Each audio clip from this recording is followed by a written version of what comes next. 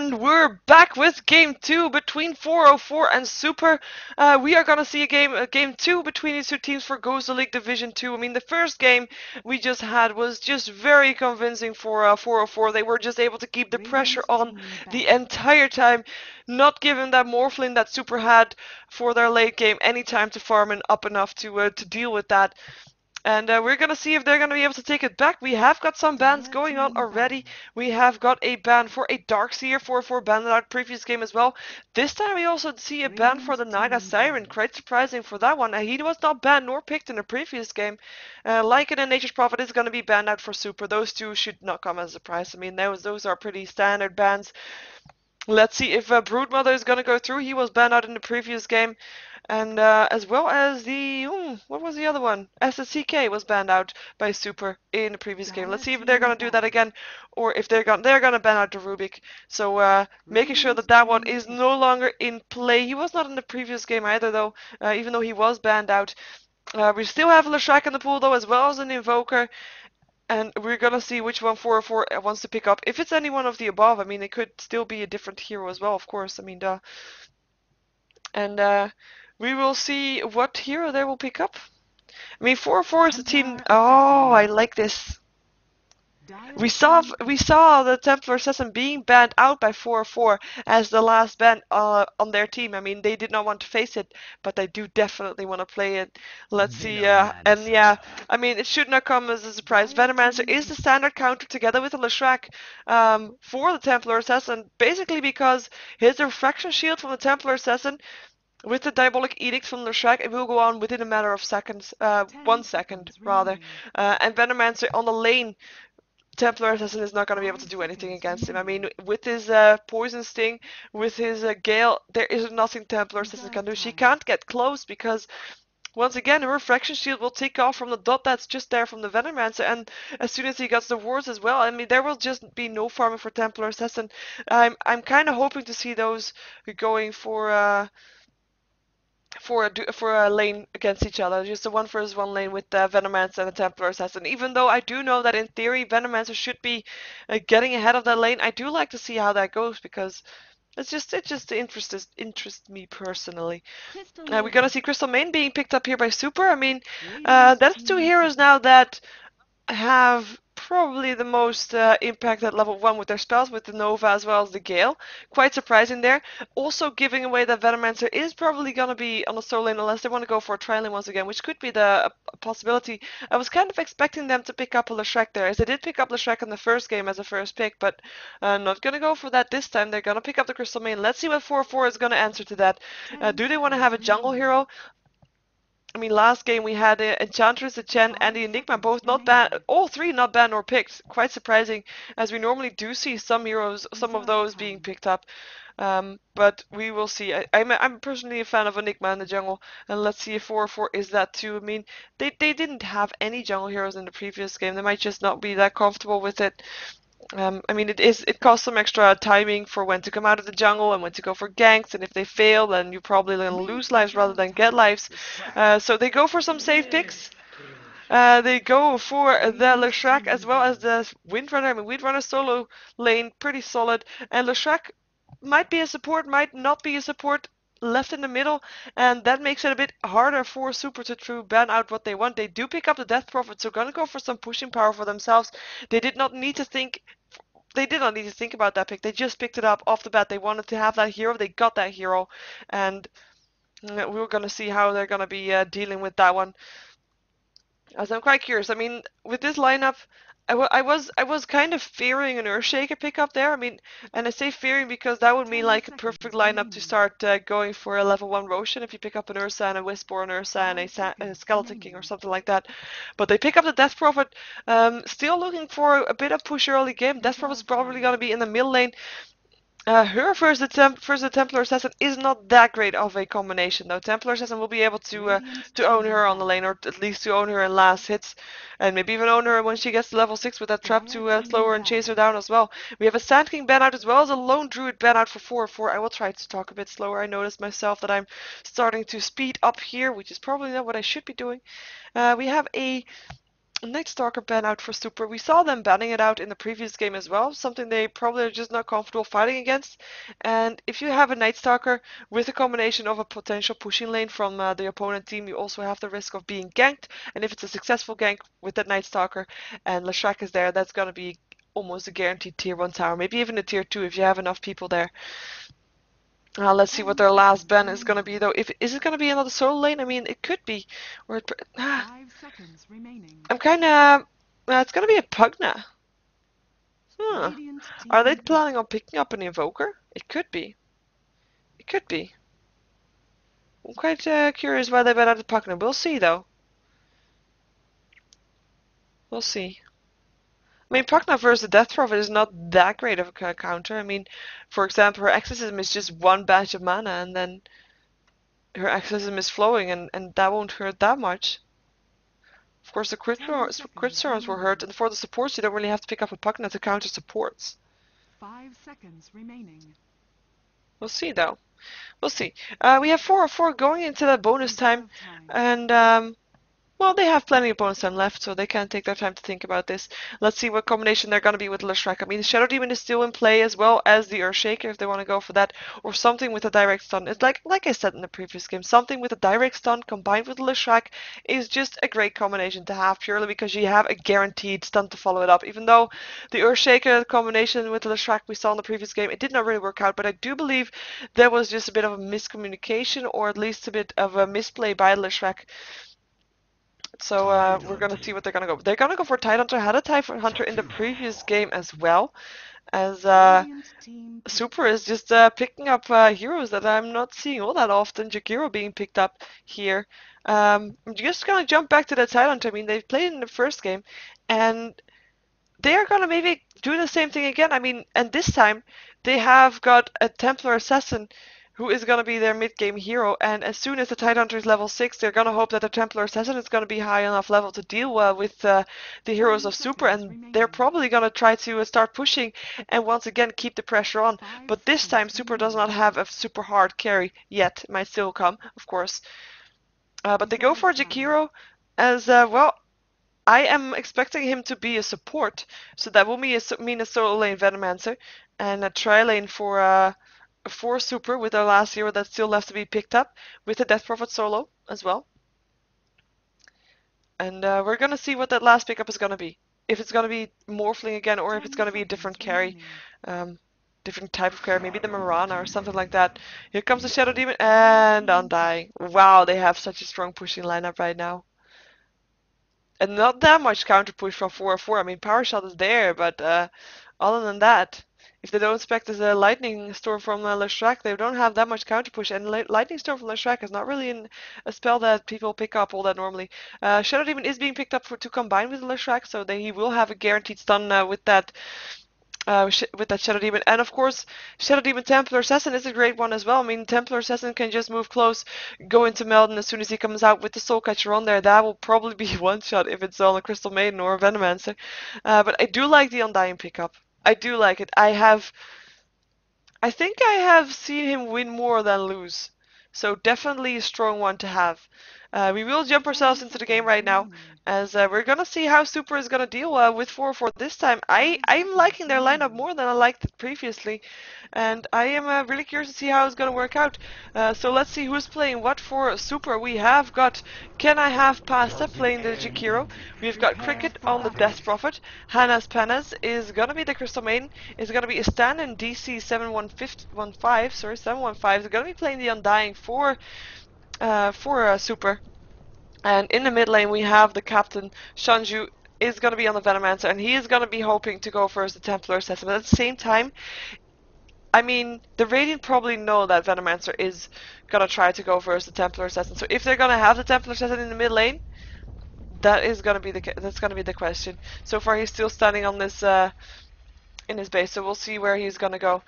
As well, For 4-4, we have actually got the stand-in. We've got Go Audio Bobs playing the Templar Assassin, stand-in from Evo Dota 2, in case you were wondering.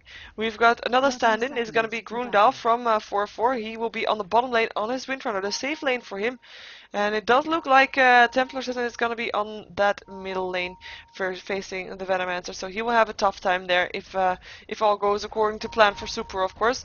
From 4-4, we have got Niebuhr playing the Tidehunter once again. We saw that in the previous game as well, and he threw out some great ravages, so a good job for him there, and he will probably be looked to do the same thing again.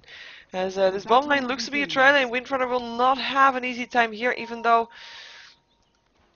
well, I guess, well, I do think he will. Yeah, he will have a hard time. I mean, one Frost Nova, and if there's going to be an Ice Path from the Jakiro as well, will be a guaranteed hit. He picked his Druid Breath first though, but level 1 Ice Path will probably be picked up at some point to be able to lock them in place. And yeah, it's just it's gonna be a tricky lane. She's gonna try to keep everything in her court, but the ward is already there, so no stacking for her. And yeah, trying to get the experience is probably everything that she can do there. In the meantime, in the mid lane, yeah, like I said, this lane, we'll see how this is gonna go. So far, I don't think anybody should be dying here right now, but it will not be an easy lane for the Templars. And just gotta keep up that one to see how they are gonna do. We're gonna have to, of course, we need the Venomancer to be level 2 to be able to do as much as she wants to be doing. In the meantime, we do have a Triland on this top lane, Shadow Demon combining with a Tidehunter, as well as the... where he is? Leshrac. Leshrac is going to be the one to farm on the top lane versus Death Prophet. She will not have an easy time at all, as I'm maybe thinking that Windrunner will swap around with these three. Or maybe yeah. I do think that the Windrunner will be the one to want to switch. The Radiant team will want to switch because I mean, they're getting some farm on the top lane. That's all fine and stuff. But giving that much farm to the Shadow Demon, sorry, to the Undying on the bottom lane is not what they wanted to be doing. It's just a very dangerous hero to be walking around with that much farm. He can be very underestimated. At the same time, though, this is looking like a free kill if they get in range for that disruption. I mean, disruption, like I said earlier, guaranteed stun from the Shrek straight afterwards, and if it's clear of creeps, that Edict will do so much damage as well. Gush to follow as well as a soul catcher. So if Death Prophet is going to be caught out, she will probably be a first blood. While for Windrunner, she will not be that easily caught. I mean, she still has Windrun, so she should be more fine than the Death Prophet is. But then again, Death Prophet is playing it very safe. Or is he? Or is he? Disruption is gonna go off there. Oh, nice silence! Big plays from Cricket. And then, well, there's the disruption still. Soul Catcher going on there. Stop of Leshrac hitting, Edict, and that is gonna be the first blood. Leshrac taking that one. I do like the fact that he's silenced. I mean, it delayed its execution, but execution it still was. And that's what I said. That team fight on this that gank potential on the top lane is just gonna be it's going to be very tricky for him to deal with, and that can happen every time again. In the meantime, Windrunner still being able to keep some last hits on there. I'm quite surprised that she's been able to have so much freedom here on this bottom lane. She's been she's 7 for 2 right now, and yeah, not doing bad at all. I mean, Undying, of course, that's more 10 for 2. Doing great. I mean, we should combine the Undying to the Shrek kind, and they are very, very even. Oh, it's also very even. This is middle lane. Templar Assassin versus the Venomancer, both are level 4, but look at that. Gil right clicks, and there is not going to be any refraction to stop that from happening. I mean, that will take the refraction off so fast, so she'll have to be very, very careful here. We do have her on 11 for 4 with Venomancer on 10 for 6, so still getting some last hits, but it will get harder and harder on her as time goes by, as the wards gain more levels as well. There's the refraction, but one right click from Venomancer there goes the refraction again. I mean, she pops herself invisibility, but still refraction is already off, and he's actually going to continue going for this harassment. Might be able to go for a kill if he wants to. In the meantime, the top lane going down. Leshrac level 2 Edict. I mean, the pressure was just too much. We actually have the Death Prophet trying to farm some in the jungle. Picked up the recipe for a Soul Ring, but is not going to have the gold for that for now. As this trial lane, I mean, I could say it's working out great, but after that one kill, they're kind of wasting some experience here. They could probably switch some heroes to the bottom lane, where the Windrunner is being forced away from her tier 1 tower. We're probably going to have a tier 1 tower being taken in turn on this bottom lane. as an answer for that tier 1 tower on the bottom top lane for dropping. But then again, they don't have a strike, they don't have that much pushing power. Windrunner doing some harassment here up on the Jakiro. But it's gonna be fine. Oh, Undying, landing a soul rip. But yeah, landing a tombstone as well, but yeah. It's just gonna give them some extra time to push, and Undying actually taking a lot of damage here. Can't heal himself up just yet. I'm just gonna switch to the middle lane for a second and then go back to the bottom lane because I do think something is about to go down here. Frostbite on the Windrunner being forced back now in the meantime. Tower goes down, no surprise. So tower for tower in for the tri lane, for all tri lanes gain a tower. But yeah, it's a fairly even battle still. I mean, Leshrek Undying, Leshrek on 21, Undying on 22. Now both are 22. It's really even. Frostbite. Windrunner might be in some trouble. Still has a Windrunner that is gonna try to go for it. Sorrip was not able to do enough. Oh, Nova still doing enough. This might actually be a kill, but no, there comes the Salve, and she should be fine. In the meantime, who's not fine is the Venomancer. Venomancer got picked off here, and actually going down to the Templar Assassin with help from the Tidehunter, as well as the Shadow Demon. So a great nuke setup, gank setup for the Radiant team. That is the only way that the Templar Assassin was able to take down those kills. Refraction is up again. He wants to go for the Jakiro. Jakiro taking a lot of damage here. Power shot will help out. Templar Assassin taking a kill. Second one right now, and now she is very dangerous. The haste rune, of course, helped out a lot there, but she has 2 kills in her sleeve. She's got upper sleeve, sorry, not inner sleeve, upper sleeve. She's got well, more last hits right now than the Venomancer does, and she wants to continue going. Of course, she cannot do damage yet. As now there's going to be a support incoming in the form of a Jakiro. Jakiro's still level 3 though, and level 6 up on the Templar Assassin. Jakiro has to be really careful here, hoping for him that the Venomancer is able to well, to protect him, kind of. Oh, here comes the Undying as well. They want to go for this. They want to push this tier 1 tower. A regeneration room by the Templar Assassin in the meantime. I mean, having that great rune control with her traps allows her to continuously go for that. Landing a trap. Wants to continue going for this to get soul ripped. Get some right clicks.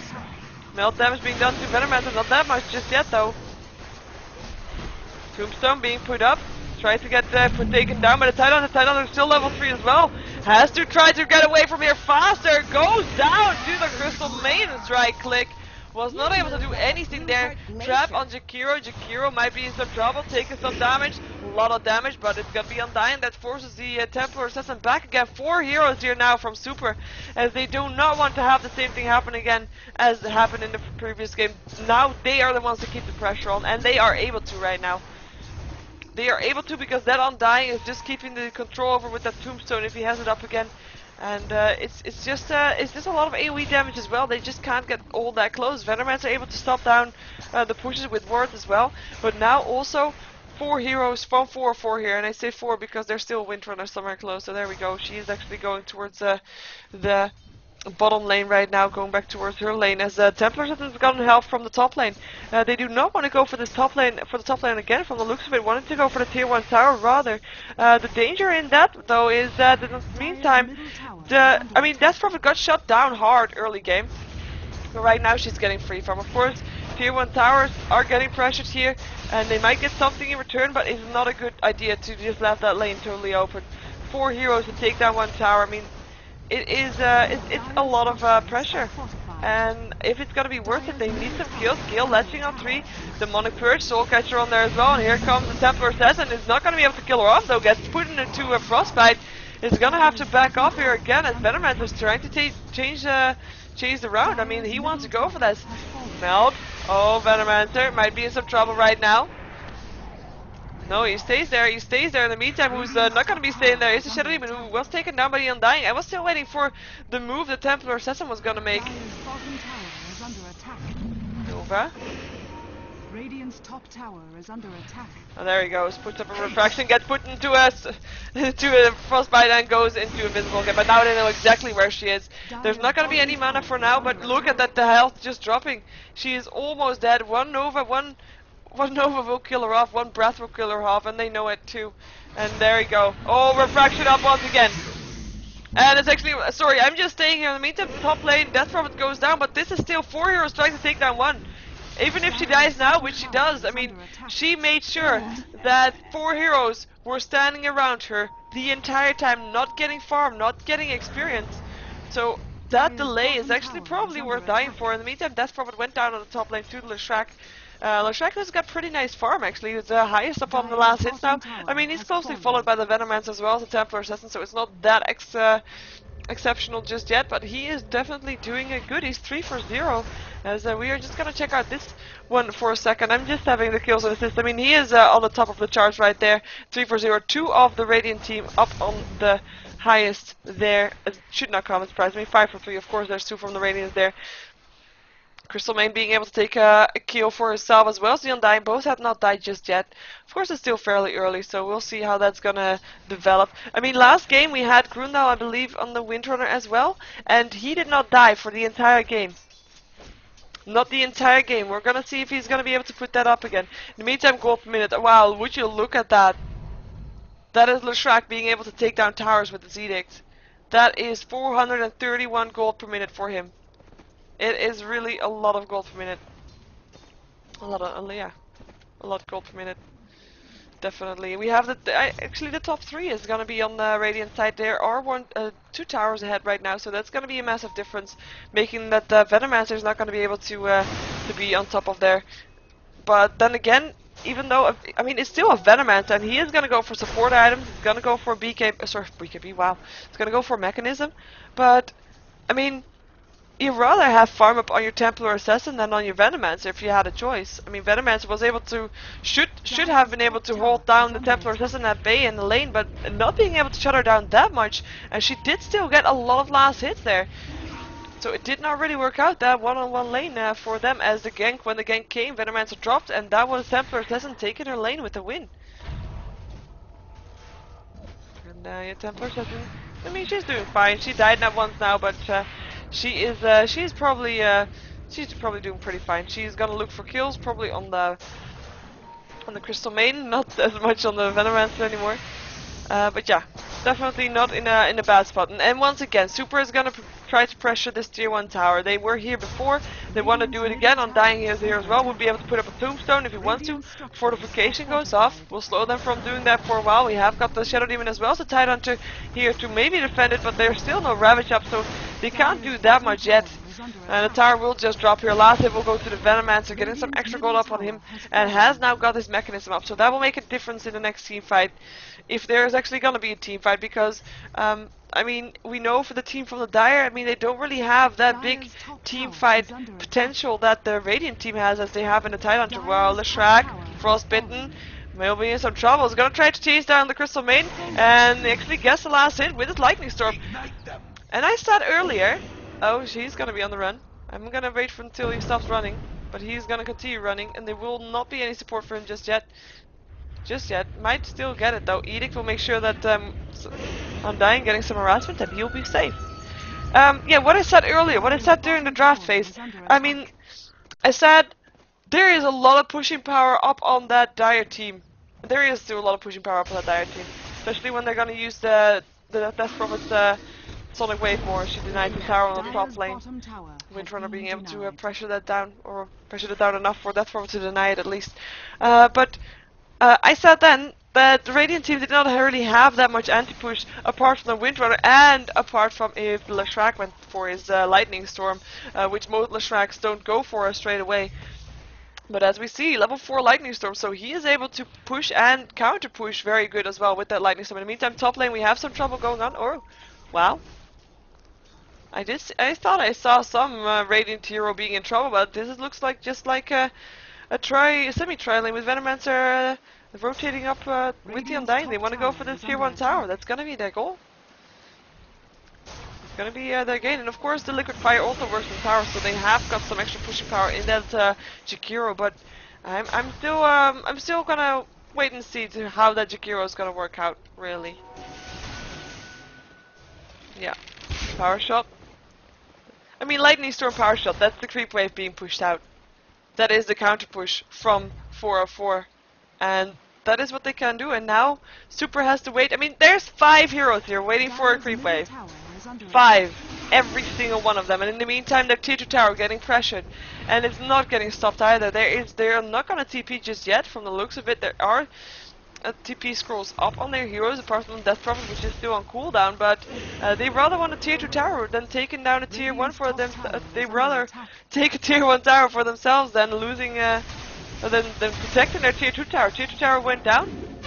TPs are gonna come in, Shackle on the Venomancer. There's a Ravage as well. Tower will still drop, but Ravage hit on 4, and that is actually Crystal Main down. Jakiro with our supports already down. Exorcism being popped by the Death Prophet, who gets a Demonic Purge, gets slowed a lot by that one, and it's gonna be Venomancer to put in a lot of trouble. Leshrac takes the fall to the Death Prophet, while Death Prophet is on the chase. Templar Assassin, that's just a lot of damage. Venomancer will be safe, TPing out. I can't believe he's safe. Who's not safe is the Shadow Demon, who just took a soul rip to the face from the Undying and taking that kill with it, and Death Prophet will be healed up again through her exorcism.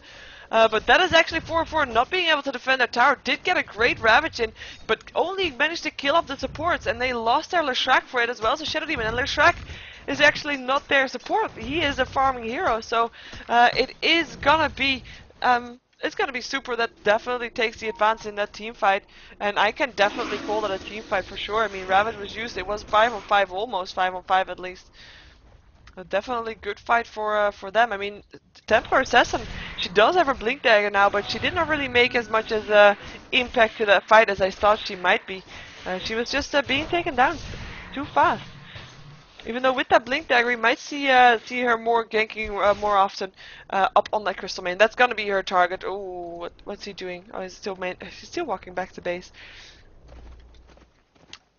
and he is still farming. 2 low heroes on the map and no kills being done.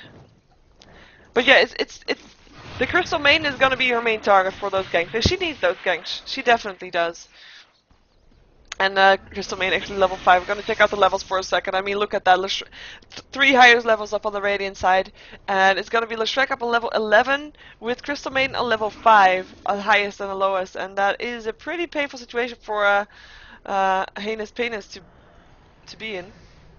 I guess that's how you pronounce it, yeah. But then again, she's not doing that bad. She's only died twice, so which of a level 5 Crystal Main, you might expect her to die a bit more, but she's been playing it pretty safe. It's been warding as well as counter-warding as well. So yeah, she's not doing that bad, but she has to be very careful, and Templar Assassin knows that.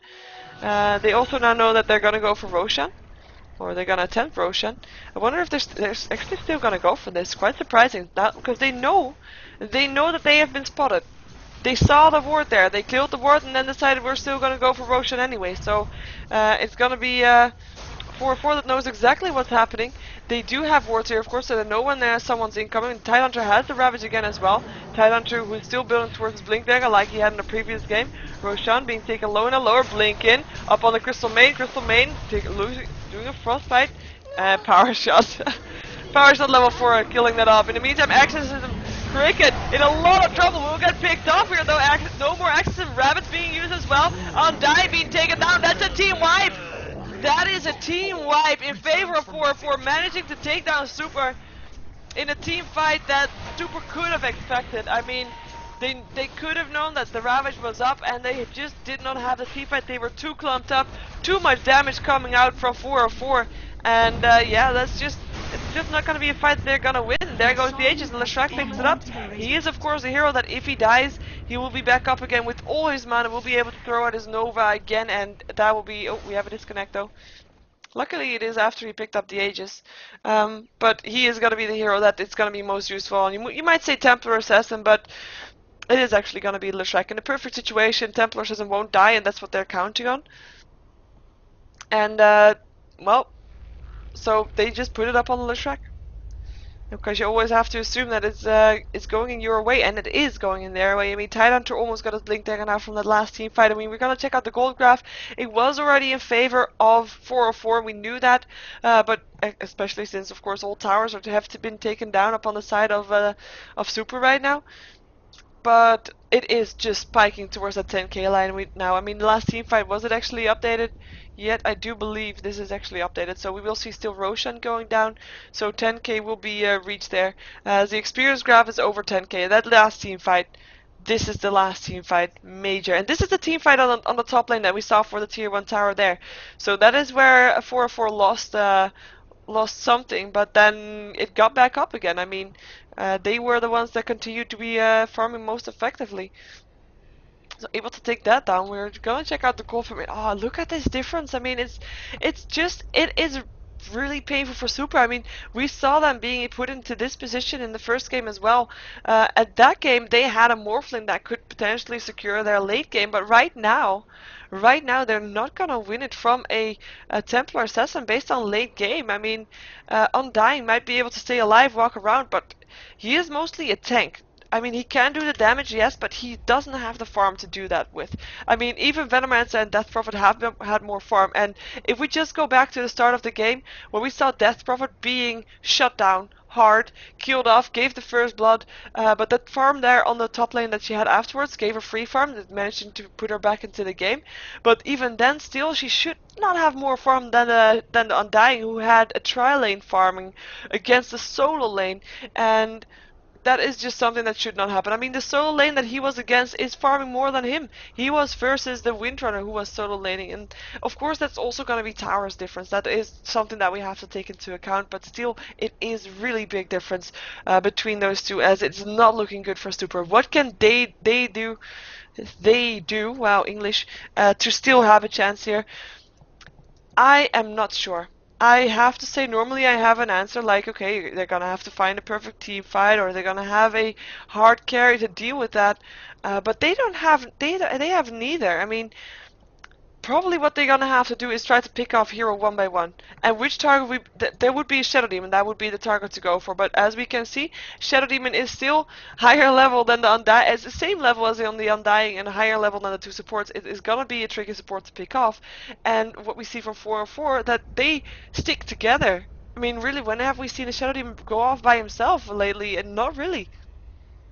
And 4-4, we saw in the last game as well. 4-4 stuck together the entire time, or the entire time after they started pushing, and they just continued keeping the pressure on. Like every single time. The only reason that we don't see Leshrac in that group right now is because he disconnected. He will move there again. He has picked up a vitality booster and also picked up a ring of health. I'm wondering, he's not gonna go for a nah. He's got to go for Bloodstone. Just a normal, ordinary Bloodstone. There we go. Completed as well. Gosh, landing up on the Undying. He wants, well, like I said, it's just going to be 4-4 trying to keep the pressure on. They don't have a Ravage anymore, but they do feel confident in their ability to push, and maybe their ability to land a good Shackle, because if there's going to be a good Shackle for them, then that will give them the initiation that they want. A Templar Assassin in the meantime has TP'd to the bottom, is gonna try to go back though, just picked up her Minthrow Hammer, is gonna go for that BK, or actually gonna go probably for a Desolator, not for BKB. And we'll probably look for the rest of her team, maybe trying to push in elsewhere. They have to wait until their Ravage is back up again before they can go for a team fight. And this might be the opportunity that Super has to take. They have to fight in between these Ravages. They have to make sure that they can take a couple kills, I mean outnumber their opponents 3 versus 5 and take the kills and sit back again. Try to get the farm up. Try to get an advantage. Maybe if they have the chance, push into a tower if they notice that there's nobody around for 4-4, because if there is, they're gonna be in some trouble. Because there's gonna be support from 4-4 as well, as the Ravage is back up again in 30 seconds, 25 seconds to be exact. Blink Dagger could be purchased by the Tidehunter, which he probably will do at the side shop right now if he really wants it. If he really wants it. We'll see though. Probably doesn't really want it apparently. Apparently doesn't, not for this game just yet. We'll see though. We have the Windrunner. Same build as last game. We saw her with the Mechanist, and we saw her with the Force Staff. Is probably going to go for a Scythe of Ice afterwards if she gets enough time to farm that up. And yeah, Tidehunter picking up a Blink Dagger, so he does pick that up. And Venomancer, I mean, he's got a mech, he's picked up an Overclub, is going to go for that BKB, just like in game 1. Oh, Blink, gosh, Trap, TP out, the only thing you can do here. And he is going to be away. Disruption was not in time to stop that from happening. But they did give out. They did give out their Blink Dagger, and this actually, I think this is actually what Super was supposed to do. I mean, they found a Windrunner as well, so the Shrek in the jungle. They were able to back off in time, but if they weren't, that would have been something good for them to have. That those kind of things, those kind of situations, they have to look for those. They have to try to kill off heroes when they can, and outnumber them. That's the most important thing. Outnumber them without the Tidehunter being there to blink in a Ravage. That is everything they can hope for. Tidehunter, who has got his Blink Dagger, like we saw, he's almost level 12, 11 rather, to have that level 2 Ravage to force those team fights, and that is what they're going to be able for. There's a smoke up on the Shadow Demon, they might go for that. Not sure though. But if they smoke up here, there is a ward up here for the Dire, so they will see it happen. Oh, Undying might be in some trouble here. Gonna come in from the side. An invisible Templar assassin might scout him out. Oh, he wants to come in from the side. They want to go for this. They do, but there's a disruption. Soulcatcher, Jakiro in some trouble, and Jakiro being the first one to go down, and Crystal Main dying straight to right before that, actually, with the blinker from the Templar assassin. There's gonna be the tombstone that gets taken down. No more annoying zombies hitting you, and Death Prophet is in some trouble. It has to back off here, and that's just 2 heroes being picked up very, very fast. I mean, buyback from the Jakiro, as well as Crystal Main actually did not buy back, but it was just so low level, still level 5, that she was back up already. That was actually, I mean, that was a gank set up from the Dire team. It was a gank set up by Super, but they lost 2 support for it, and they should be lucky not to have lost more. I mean, the Ravage was not used, but if it was, that teamfight would have looked very different. And we will see a split push here. Windrunner on this top lane is level 13 right now. Gonna get stopped by the Undying. Or at least try to be stopped by the Undying, as Leshrac has taken a Gale, taking some harassment. Gonna let you stun though, Nova there as well. He's gonna try to get away from this one. Jakiro's gonna try to land well, actually, I find this build for Jakiro very unusual. Usually you see at least one level in that ice path, because it is just such a great disable, especially if you're gonna have people pushing into your base. You want to have one level in ice path. You want to have that macropyre probably as well, just to be able to do that much damage. You know, you can just lay it down over here, and people won't try to kill off your tier 3 tower because they can't stand in it. But he is not going for that. It's quite an unusual build. But then again, normally I don't see Jakiro being played, so who am I to dispute what he is going for? Stop blinking, guys. Jakiro is in trouble. Level 8 right now, so we'll be able to back at level 4. Liquid Fire, at least he has that much. Also a bit of counter push, of course, for him. Windrunner still bailing towards the side of the devices, saving up gold nicely for that. As the blinking comes out from the Radiant team, probably knowing that there might be a ward up there. Tidehunter still ready for a blink in Ravage, but it is Templar Assassin who's not ready yet. She does have her Desolator complete, but she does not have the health to go for it. So what we could see is that she is gonna go get her health back up. Afterwards, she is gonna go to the middle lane, is gonna help her team. And in the meantime, her team, they are not going back to farming. No, they are keeping the pressure on, knowing that if they lose the pressure, they might be caught out. But this way they can just force Super to just continuously stand in the base. Like, they don't have a chance to go anywhere right now. If they lose their base, they're probably gonna get pushed, because of course 404 will notice that they leave their base. I mean leave, not lose. Sorry. And oh, there goes the blink. They know that Death Prophet is here. Death Prophet, who's actually cheeky enough to go for that farm in the jungle, threw down a Crypt Swarm, is gonna be able to get 2 last hit before being able to back off safely into the base. At least I think she's gonna be able to back off safely into her base. She's gonna find a solo Shadow Demon though by herself. Leshrac in the meantime able to kill off the Venomancer, getting a double kill for that, using his Aegis Sword, people. Ravage being used, hits on 2. There's gonna be Undying that's gonna drop right after the 2 supports, as well as the double kill for Templar Assassin, as well as the Crystal Main. So there's 4 heroes down. I mean, Venomancer went down there as well, but bought back actually, so is back here again to stop the pushing from happening. Sorry for not being there. Leshrac making some big plays, got harassed. Threw down the stun, threw down the Nova and the Edict, just being able to take that kill, and it's gonna be Death Prophet who's gonna try to TP out. I mean, TPing from within her base towards her base, and just got picked off. And there's a GG called from Super. They know they can't stand, don't have a chance here anymore, and it would just be a waiting battle for when 404 would choose to push in. And GG called, so that means that 404 is able to take 2 solid wins against Super, where they've just been able to just keep that pressure on the entire time. Like, every single time, every single game so far, the 2 games, let's face it, 2 games, with mid-game presence, with the heroes that have mid-game presence, just able to take games fairly fast with that. And we will see the throne explode. So this was a GosuLeague Division 2 match. My name is Sheever. If you want to find out more about me, go check out SheeverGaming.com. Most importantly, what you can also find there is my YouTube channel /SheeverGaming. Go subscribe to that, please. And if you want to find out more about GosuLeague Division 2, I mean, GosuLeague Division 2 is almost over, and I do believe that the winner is either going to be We Have Asian or Kaifi, depending on what the result is from the game that was still being played when I started this match, so I'm not 100% sure which one is going to be the top dog of the GosuLeague Division 2 match for that one. But either one of the two will make it to Division 1, together with Navi, who is already qualified for that one. To go to Division 1. But if you want to find out more, go to gosugamers.net/Dota2, and there you'll find a link on the top right corner of the page, and you will just see standing GosuLeague Division 2. Just click on that, and you'll find out all the information that you need. There's also a link, of course, to Division 1 if you want to find out more information about that. So, I do think that was the last cast of this evening for me. As next cast for me is gonna be tomorrow at 6. It's gonna be NTW versus Next KZ, and it's gonna be a match for the semifinals for the 4PL Cup. And I will be accompanied by Tulex, SGC Tulex, to co-cast with me that match between NTW and Next KZ. So please tune in again. Then I will still check if there is gonna be a match still afterwards. As in still now. So and otherwise I will tell you where to find matches that are still going on. So if you want to know that, stay tuned. And otherwise, hopefully until tomorrow. Although I might play some games. Actually, no, I shouldn't. Probably shouldn't. Anyway, yeah. Stay tuned if you want to know more information about what is going to be going on where.